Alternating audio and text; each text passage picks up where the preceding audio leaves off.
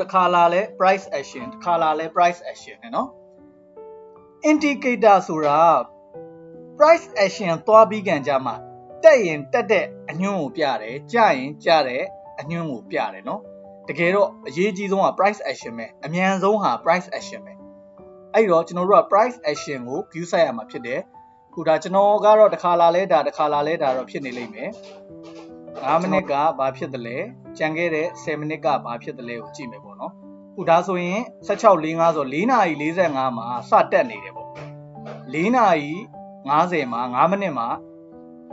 မူလအစထက်တော်တော်လေးတက်သွားပြီပေါ့နော်ဒါပေမဲ့ဒီမှာပြန်ပြီးကြဖို့လာတယ်အဲ့တော့ကျွန်တော်ကအကျနဲ့ဝင်မယ်ထုံးစံအတိုင်းကျွန်တော်5ချက်နဲ့ဝင်မယ် expiration ကတော့10မိနစ်နဲ့ပဲသွားမယ်မကြရင်5မိနစ်နဲ့သွားအကျဆိုတော့အကျခလုံးနှိပ်မယ်လောလောဆယ်စောင့်မယ်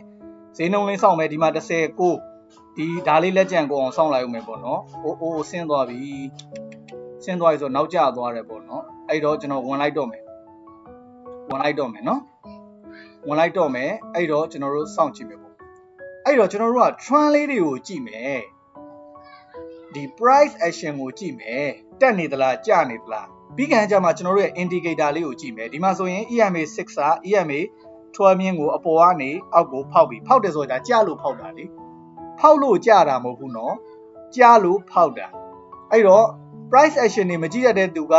EMA 6နဲ့ EMA 12မြင်းလေးတွေကို indicator ဖြစ်ထားမယ်ပြီးတော့စောင့်ကြည့်မယ်ပြီးရင် trade မယ်ပေါ့နော်အလွယ်တကူ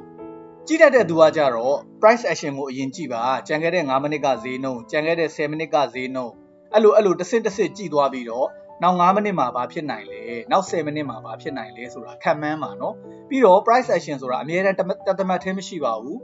နာရီဝက်တိုင်းမှာတနာရီတိုင်းမှာမိနစ်တိုင်းမှာပြောင်းလဲတတ်ပါတယ်နော်အခုဆိုရင်5 4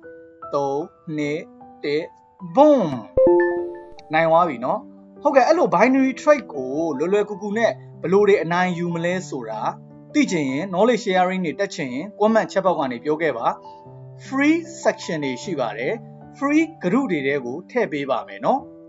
အကောင့်ဖွင့်ခြင်းတဲ့သူ link လာတောင်းပေးပါ